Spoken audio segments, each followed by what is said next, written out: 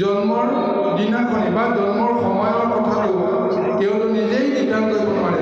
ৰাতিপুৱা শুই উঠিহে যেতিয়া গম পাই গৈছিল যে যমুনাৰ কোলাত এটা পুত্ৰ সন্তান, সেই পুত্ৰ সন্তানটো যে তেওঁলোকৰ নহয় জানি আছে, কিন্তু যেনেকেই নহওক এই পুত্ৰ সন্তান নিজৰ নহ'লেও পিছত বুজি পালে যে সেই পুত্ৰ সন্তানটো বসুদেৱৰ সন্তান হয়। তেওঁ কাকো নক'ব পাৰে, কিন্তু মনেৰে সৈতে জানে যি সময়তে গড় কৰি সেই জাত কৰ্ম কৰিছিল সেইদিনাখনেই স্পষ্ট হৈ গ'ল যে এই সন্তানটো কোনো কাৰণতে মোৰ যে নহয়, যদু বংশৰ জাতৰ যে সন্তান বসুদেৱৰ পুত্ৰ দৈৱকীৰ উদৰত জন্ম হৈছে আৰু কালক্ৰমত ভগৱন্তৰ কৃপাত মই তেওঁক আজি পুত্ৰ হিচাপে প্ৰতিপালন কৰাৰ ভাগ্যখন লাভ কৰিছোঁ। কিমানতে সন্তুষ্ট। আৰু এই কাৰণে কোনো কাৰণতে যে তেওঁ পুত্ৰৰ পৰা পুত্ৰ মুখৰ পৰা বঞ্চিত নহয়, তাৰ কাৰণে সদায় সেই নেদেখাজনকে তেওঁ সদায় প্ৰাৰ্থনা কৰি আছে, কৃষ্ণ যেন মোৰ পৰা আঁতৰি নাযায়। কিন্তু এতিয়া তেওঁ গম পাই গ'ল যে তেওঁ বসুদেৱৰ পুত্ৰ নহয়, মোৰো যে নহয় বসুদেৱৰ পুত্ৰ নহয়, কাৰণ তেওঁই হৈছে পৰম পুৰুষ, সমস্ত জগতৰে পিতা, সমস্ত জগতৰে মাতা, পুৰুষ প্ৰকৃতি দুইটা ৰূপ সেইজনে। গতিকে তেওঁ কাৰ পিতা কাৰ পুত্ৰ হ'ব পাৰে? গতিকে তেওঁ এতিয়া স্পষ্টকৈ কৈছে যে এইজন মোৰ পুত্ৰ হ'ব নোৱাৰে, সমস্ত জগতৰে পিতা। প্ৰমাণ ক'ত পালে? বৰুণপুৰী। বৰুণে যেতিয়া তেওঁক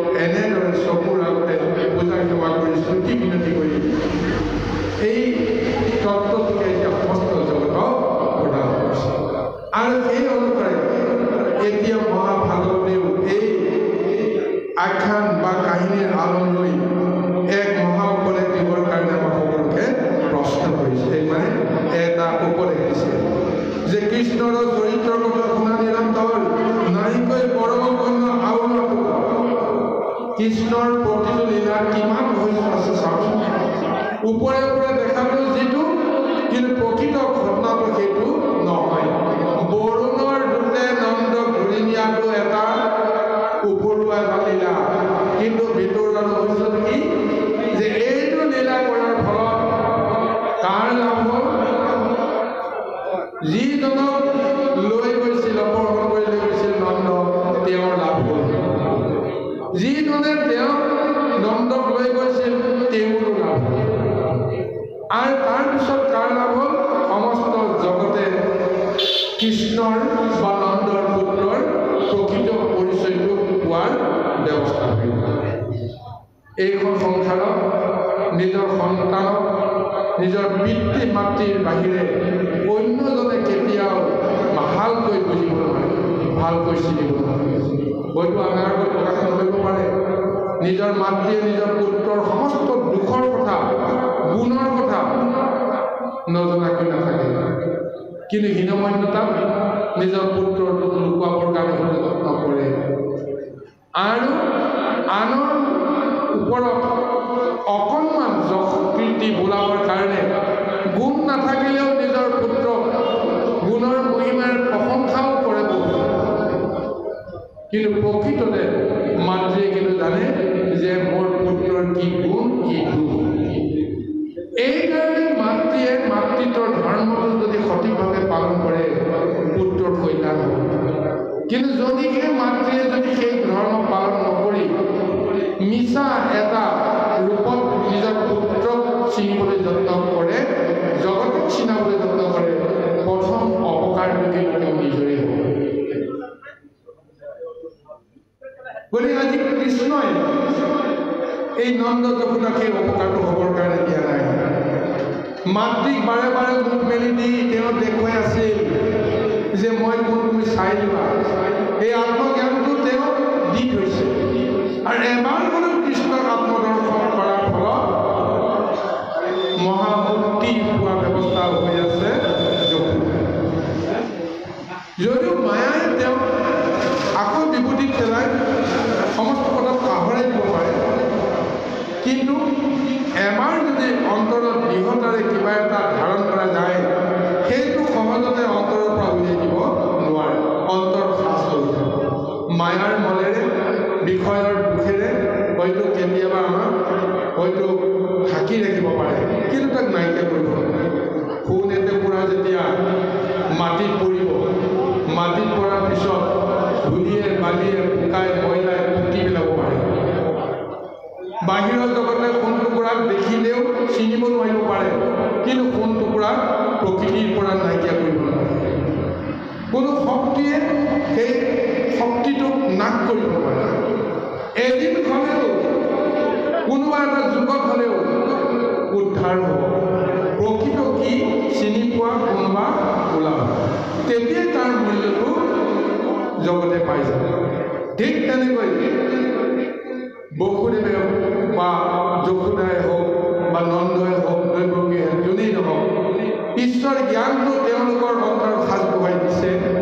কিন্তু বিষয়ৰ মায়াই প্ৰভু ভগৱন্তে মাজে মাজে নিজৰ কাৰ্যকীৰ্তিৰ উদ্দেশ্যেৰে অজ্ঞানতা প্ৰদান কৰি তেওঁলোকক মোহিত কৰি দিলে। আজি কিন্তু নন্দই এতিয়াৰ পৰা কোনো কাৰণতে তেওঁৰ মায়াই মোহিব নোৱাৰে। অন্তৰত যিটো সাজ বহি ৰ'ল, এই সাজটো কোনেও নাইকিয়া কৰিব নোৱাৰে। সেইকাৰণে নিজৰ পুত্ৰৰ গুণ গৰিমা নিজৰ পৰিৱৰ্তে আনৰ পৰা যদি শুনে, তেতিয়াহে তেওঁ আচল ৰূপটো বুজিব পাৰে। সদায়তো পিতৃ মাতৃৰ মমতাত ল'ৰা ছোৱালীবিলাকক, সন্তানক একেবাৰে শিশু বুলিয়ে শুবলৈ গৈ থাকে। সি লাগে যিমানেই ডাঙৰ নহওক কিয়, মাতৃৰ মমতাত সি তেনেই শিশু। এইটো ৰূপেই প্ৰভু ভগৱন্তে সমস্ত জগত আজি এই ৰূপৰ মাজেৰে এতিয়া আমাক এই মহাজ্ঞানটো দিছে যে কৃষ্ণৰ চৰিত্ৰত কিমান এক মহত্ব আছে। সেইকাৰণে কৈছে নাহিকৈ কৰ্ম পুণ্য আৰু নপৰে। কৃষ্ণ কথা শুনাৰ লগে লগে আমাৰ পুণ্য অৰ্জন হৈ যায়। পুণ্য অৰ্জন হৈ যোৱাৰ বিজ্ঞান তত্ত্বটো সেইটোৱেই যে কৃষ্ণ কথা শুনাৰ পিছত যদি আমাৰ মন প্ৰাণ আসক্তি কৃষ্ণময় ভাৱনা আহে, মনৰ ভিতৰত থকা যিমানবিলাক পাপবোৰ হিংসা প্ৰবৃত্তি লোভ মোহ ইত্যাদি এই বিষয়বিলাকে কোনো কাৰণতে বাহিৰৰ জগতত বিচৰণ কৰিবলৈ সুযোগ নাপায়। আৰু সুযোগ নাপাওঁতে এটা সময়ত সেইবিলাকৰ প্ৰতি আসক্তি নাইকিয়া হৈ যায়। আৰু সেইকাৰণে পুণ্য অৰ্জনৰ যিটো ৰাস্তা খোল খাই যায় বুলি ভাগৱতে কৈছে। এই মানে পৰম গুৰু শ্ৰৱণ কীৰ্তনে কৰিলে কৌতুক। আৰু এইকাৰণে গুৰুজনে আমাক এইটো উপদেশ দিছে যে কৃষ্ণৰ শ্ৰৱণ কীৰ্তন আমি কৌটি পুৰুষ ধৰি আমি নিৰন্তৰভাৱে কৰিব লাগিব। আৰু এই কথাটো অকল শংকৰদেৱ গুৰুজনে কোৱা নাই, অকল সুকমণিয়ে কোৱা নাই, অকল বেদব্যাসে কোৱা নাই। সমস্ত শাস্ত্ৰৰ সমস্ত বেদৰো সাৰ তত্ত্বটো বোলে সেইটোৱেই যে কৃষ্ণৰ নামৰ বাহিৰে জগতত একো নাই। যি সাৰটো বিচাৰিব পাৰে সি তৰি যায়, কিন্তু যদিহে সাৰটো বিচাৰিব নোৱাৰে, অসাৰকে যদি সাৰ বুলি গণ্য কৰে, তেওঁ বিভূতি পৰি তেওঁ পন্থ হেৰুৱাই পেলাব পাৰে। সেইকাৰণে আমাক কৈছে যে দিনে দিনে আয়ু মৃত্যু চাপে পাশ ক্ষণ কালে তেতিক্ষণে কালে অজগৰে কৰি গ্ৰাস। আমি এইটো ক্ষণস্থায়ী মানৱ দেহ লৈ আছোঁ। কোন মুহূৰ্তত এই মানৱ দেহটো পৰি যায় আমি কৰিব নোৱাৰোঁ। নিজৰ ইচ্ছামতে এইটো দেহ আমি ধাৰণ কৰিব নোৱাৰোঁ। কাৰোবাৰ আলমত এইটো দেহ আমি ধাৰণ কৰি আছোঁ, কিন্তু এইটো দেহৰ ৰক্ষক আমি যিহেতু নহয়, কিন্তু এইটো দেহ নহ'লে যিহেতু আমি কোনো কৰ্ম কৰিব নোৱাৰোঁ, কোনো ধৰ্ম আচৰণ কৰিব নোৱাৰোঁ। গতিকে দেহটো থাকোঁতেই আমি যিটো সঁচা কৰ্ম কৰিব লাগে, যিটো ধৰ্ম ৰক্ষা কৰিব লাগে, নিজৰ লগতে জগতক আমি সুন্দৰ কৰিব লাগে, সেই কৰ্মটোৱে হৈছে কৃষ্ণৰ নাম, কৃষ্ণ ধ্যান। কৃষ্ণই যি কৰে সেই সমস্ত ৰহস্য পান কৰাটোৱে আমাৰ উদ্দেশ্য হ'ব লাগে। কৃষ্ণ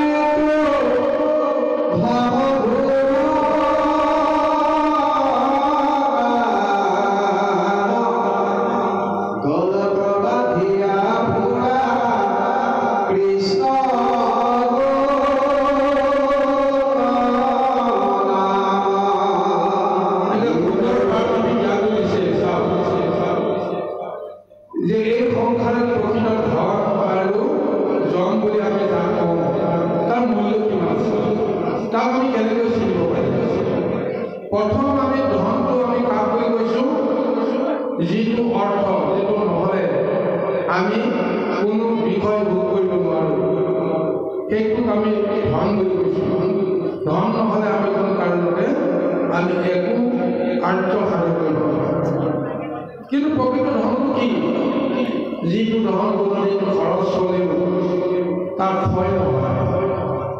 যিমানেই খৰচ কৰিবা সিমানেই বৃদ্ধি হৈ যায়। এই ধনটো আমি বিচাৰিব পাৰিব লাগিব। যিটো প্ৰকৃত যিটো সম্পদ, সেই সম্পদটো আমি পাব লাগিব। যাক জন বুলি কোৱা হৈছে। মনুষ্য দেহটোকে কোৱা হৈছে জন। পুত্ৰ, পৰিবাৰ, সন্তান, বিষয় সম্বন্ধীয় লোক, এই সকলো হৈছে আমাৰ জন সম্পদ। কিন্তু এই সকলো ক্ষণস্থায়ী নহয়। এই কথাটো ক'বলৈ কৈছে। এইখন সংসাৰত কোনো বস্তুৱে স্থায়ী হ'ব নোৱাৰে। সমস্ত বস্তু অস্থায়ী। এইখন সংসাৰত আমি জীৱন লাভ কৰি 4টা বৰ্গ সাধন কৰিব লাগে। তাৰ ভিতৰত 3টা হৈছে সকামী। সেয়া হৈছে ধৰ্ম, অৰ্থ, কাম। এই 3টা বৰ্গ।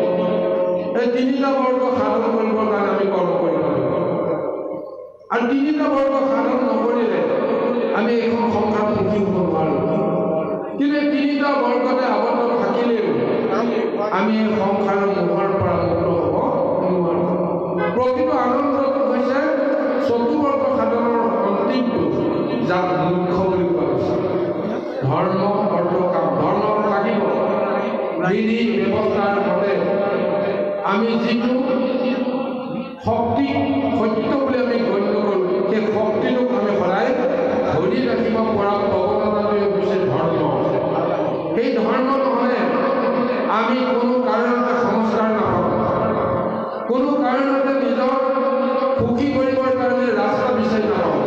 গতিকে সেই ধৰ্মটোক আমি অটুট ৰাখিব পাৰিব লাগিব। দ্বিতীয়টো হৈছে অৰ্থ। ধন, বিধ, এই সমস্তকে আমি প্ৰথমতে অৰ্থ বুলি কওঁ। কিন্তু প্ৰকৃত অৰ্থটো কি? যিটো শক্তি নহ'লে আমি কোনো কৰ্ম কৰিব নোৱাৰোঁ। সেই শক্তিটোকে কোৱা হৈছে ধন।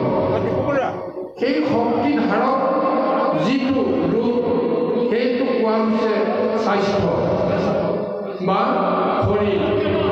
শৰীৰটোক আমি পৰম ধন বুলি আমি গণ্য কৰিব লাগিব। অদৃশ্য পৰম নিৰাকাৰ পাৰমাত্ৰিক শক্তিসমূহ এই সাকাৰ দেহটোত নিৰাকাৰ ৰূপত প্ৰৱেশ কৰি থাকি নিজৰ নিজৰ কৰ্মখিনি দেহটো যে সাধন কৰি গৈ আছে। চাওকচোন বা হলে আমি যিমানবিলাক শক্তি পালন কৰি আমি কৰ্মখিনি অভিন্ন হৈ আছোঁ, দয়া, ক্ষমা, ধৈৰ্য, সূৰ্য, জ্ঞান, গৰিমা ইত্যাদি ইত্যাদি ব্যৱস্থাবিলাক, আমি এই ব্যৱস্থাবিলাক সাকাৰ ৰূপত কেতিয়াবা আমি জানো দেখা পাওঁ, ধাৰ কৰিব নোৱাৰোঁ। কেৱল এটা উপলব্ধিৰ মতে, জ্ঞানৰ উপলব্ধিৰ মতে আমি সমস্তখিনিৰ লগত সম্বন্ধিত কৰোঁ। কিন্তু প্ৰকৃততে ধৈৰ্য কি তাকো দেখুৱাই দিব নোৱাৰোঁ, সূৰ্য কি তাকো দেখুৱাই দিব নোৱাৰোঁ, ক্ষমা কি গুণটোকো আমি দেখুৱাই দিব নোৱাৰোঁ। এই পাৰমাৰ্থিক শক্তিসমূহ দেহৰ ভিতৰত থাকে আৰু দেহটো থকালৈকে সেই শক্তিবিলাকেও কাম কৰি থাকে। আৰু সেই শক্তিকেইটাক কোনে পৰিচালনা কৰে? পৰম ভগৱন্ত, যাক ব্ৰহ্ম বুলি কোৱা যায়। ব্ৰহ্মময় শক্তিটো যেতিয়া দেহৰ ভিতৰত থাকে, সেই মুহূৰ্তলৈকে দয়া, ক্ষমা, চেতন, অচেতন ইত্যাদি ইত্যাদি ভাৱনাবিলাক আমাৰ মনলৈকে আহে। জ্ঞান, বুদ্ধি, প্ৰৱণতাবিলাক আমাৰ মনলৈকে। কিন্তু যেতিয়াই পৰম ব্ৰহ্ম পুৰুষ পৰমাত্মা ৰূপে হৃদয়ৰ পৰা ওলাই গুচি যায়, লগে লগে ইন্দ্ৰিয় বৰ্গও তেওঁৰ পিছে পিছে যাবলৈ বাধ্য হৈ যায়। তেতিয়াই এই দেহ জোৰে দেহটোকে পৰি জড় হৈ যাব, লৰচৰ কৰিব নোৱাৰে। তেতিয়াহ'লে এইটো দেহৰ মূল্য কি? যিটো দেহ লৈ কোনো কৰ্ম কৰিব নোৱাৰে, সেইটো দেহ মৃত বুলি কোৱা হৈছে। আমি জীৱনটোতে আমি যদি কোনো কৰ্মৰ লাভ নহওঁ, কোনো যদি কৰ্ম কৰিবৰ কাৰণে আমি যদি প্ৰচেষ্টা নকৰোঁ, তেতিয়াহ'লে আমাকো কোৱা যে জীৱনটোতে মৰা। আজি কৃষ্ণ অৰ্জুনক প্ৰথমতে কৈছিল যে তুমি যিসকলক ভাই ভণ্টি বুলি গণ্য কৰিছা, আত্মীয় স্বজন বুলি গণ্য কৰিছা, এইসকল কাৰো আত্মীয় হ'ব নোৱাৰে। আত্মীয় যদি হোৱাহেঁতেন তেতিয়াহ'লে তোমাৰ ভাগ অংশ আহি নানান ধৰণৰ দুৰ্গতি দি দুৰ্যোধনে যিমানখিনি নিশাৰ ভুঞ্জালে দুৰ্যোধনৰ সংগ ল'বৰ কাৰণে তেওঁলোক কেতিয়াও আগবাঢ়ি নাহে।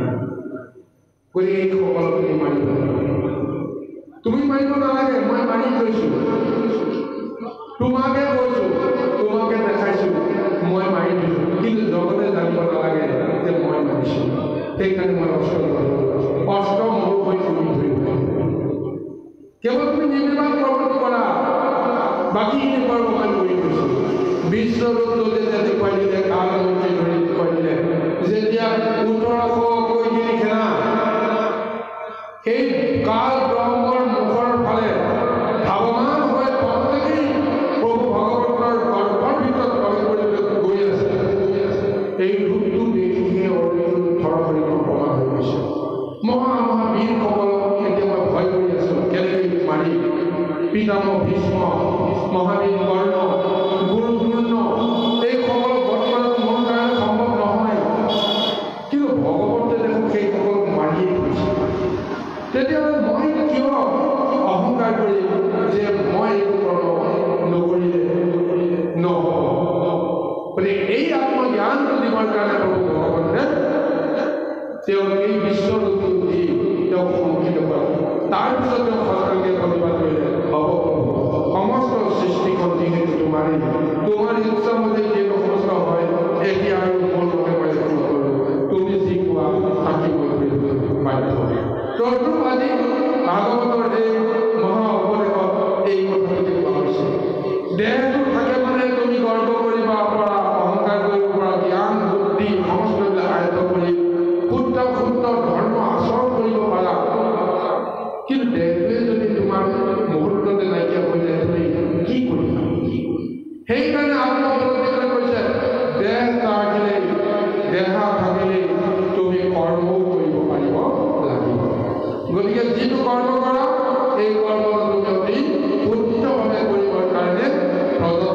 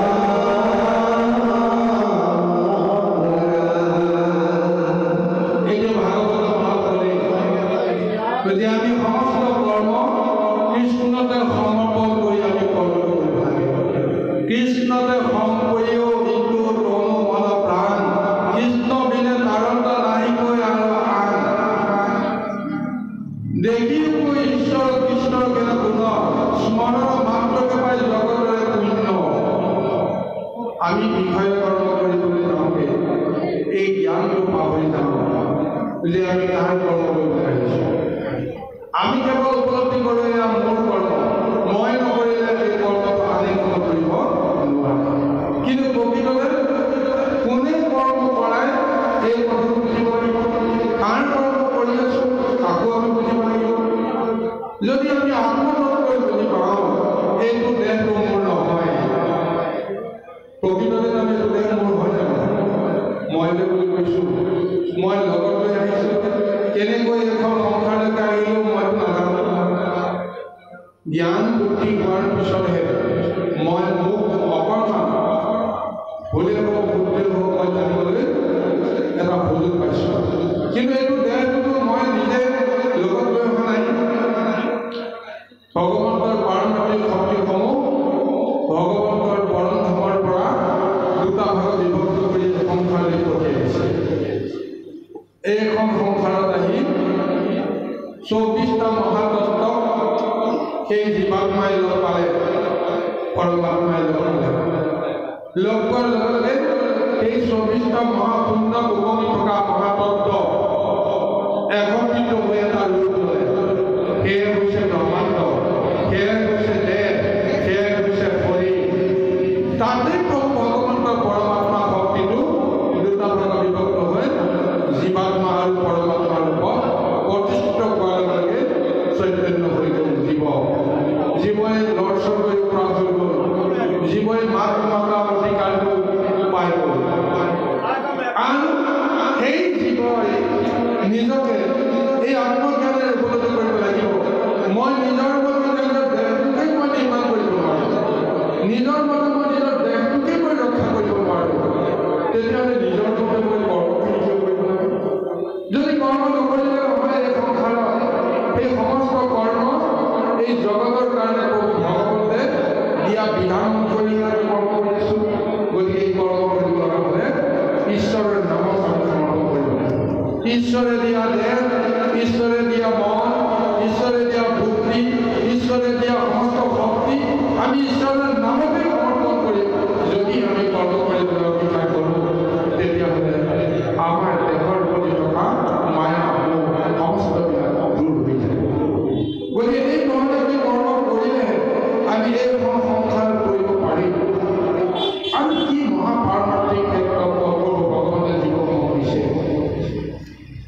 যে জীৱন যেতিয়া আদৰ্শ সংস্কাৰলৈ জন্মগ্ৰহণ কৰি এই জন্মতেই যদি তেওঁ শুদ্ধ ধৰ্ম কৰ্ম আচৰণৰ জৰিয়তে ভকতি সাধনৰ জৰিয়তে ঈশ্বৰ দৰ্শনৰ সুযোগ পায় তেতিয়াহ'লে এইটো জন্মতে তেওঁ উন্নতি পাব।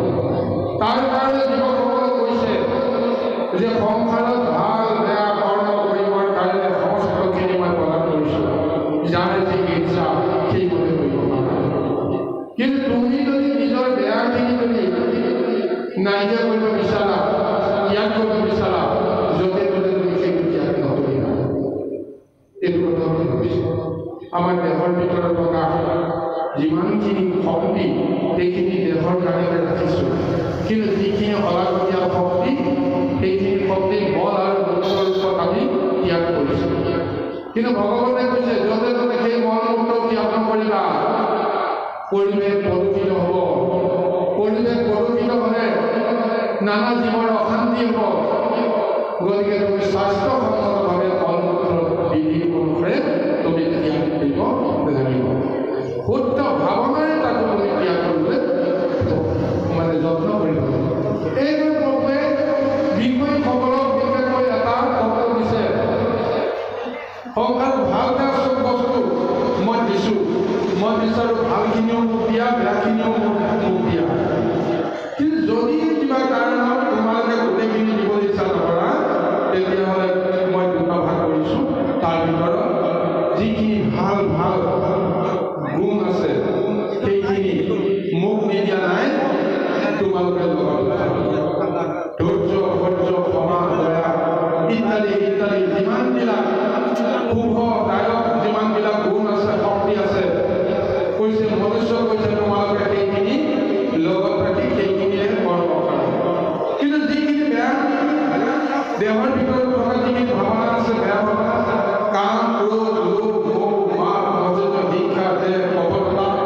এই সমস্তবিলাক কোনো বেয়া বস্তু আমি নিজেও জানো। ভগৱন্তে কৈছে সেইখিনি আনক দিব নালাগে, মোৰ নামত হিংসা বৃত্তিটো যদি আছে, মোৰ নামত তুমি সমৰ্পণ কৰি দিবা, মোক চন্দি দিবা, এইটো মোক নালাগে। কাম, ক্ৰোধ, কপটতা ইত্যাদি ইত্যাদি বেয়া বেয়া ভাৱনাবিলাক তুমি যেতিয়া গম পাই গৈছে এইবিলাক বেয়া, তুমি মোৰ নামত সমৰ্পণ কৰি দিবা। কিন্তু বেলেগৰ নামত যদি তুমি সেইবিলাক ব্যৱহাৰ কৰা, তোমাৰ লগতে সমস্তৰে অনৰ্থ হ'ব। মই যেতিয়া কাৰোবাক খং কৰি, কাৰোবাক অসন্তুষ্ট হৈ যেতিয়া মই যেতিয়া ক্ৰোধ কৰিম, সেই ক্ৰোধৰ অগ্নিটো তেওঁৰ গাত পৰাৰ লগে লগে আৰু দুগুণ জ্বলি আকৌ মোৰ ওচৰলৈকে আৰু ক'ত কেনেকৈ বিয়পি যাব সেই ক্ৰোধৰ অগ্নি ক'ব নোৱাৰোঁ। বিনিময়ৰ পৰা যে ঠাণ্ডা নাপ হয় তদ্ৰূপ। সেইকাৰণে কৈছে বেয়া বস্তু, বেয়া শক্তিবিলাক তুমি য'তে ত'তে কেতিয়াও ত্যাগ নকৰিবা, প্ৰয়োগ নকৰিবা। যদি কৰিব লাগে তেতিয়াহ'লে মোক তুমি সেইখিনি দি দিবা। গতিকে প্ৰভু ভগৱন্তে কৈছে যেতিয়া তুমি ৰিপু দমন কৰিবা, ভক্তিভাৱেৰে গুৰু উপদেশে, শাস্ত্ৰ উপদেশে, সন্ত সাধুৰ উপদেশে যেতিয়া তোমাৰ নিজৰ কুবৃত্তিসমূহ নিয়ন্ত্ৰণ কৰিবৰ কাৰণে যেতিয়া যত্ন কৰিবা, জানিবা, তেতিয়াই মই সেই অংশটো মই পাই গৈছোঁ। লাহে লাহে তোমাৰ সমস্ত ৰিপু সংস্কাৰ হৈ যাব। কোনেও ত্যাগ কৰিব নোৱাৰে, কিন্তু সেইবিলাকক এটা শুদ্ধ ৰূপত প্ৰতিষ্ঠিত কৰিলে ঈশ্বৰৰ কামত আহিব। ঈশ্বৰৰ কামত অহা মানে গোটেই সৃষ্টিখনে যিহেতু ঈশ্বৰৰ কৰ্মৰ কাৰণতে জীৱবিলাকক তেওঁ সংসাৰলৈ পঠিয়াইছে। আমি তত্ত্বটো তেনেকেই আমি বুজিব লাগিব। নিজৰ মতে যিহেতু সংসাৰলৈ অহা নাই, আমি ঈশ্বৰৰ ইচ্ছাত আহিছোঁ আৰু ঈশ্বৰৰ কৰ্ম কৰিব লাগিব। মই যি কৰ্ম পবিত্ৰ হৈ আছোঁ, এই কৰ্ম ঈশ্বৰ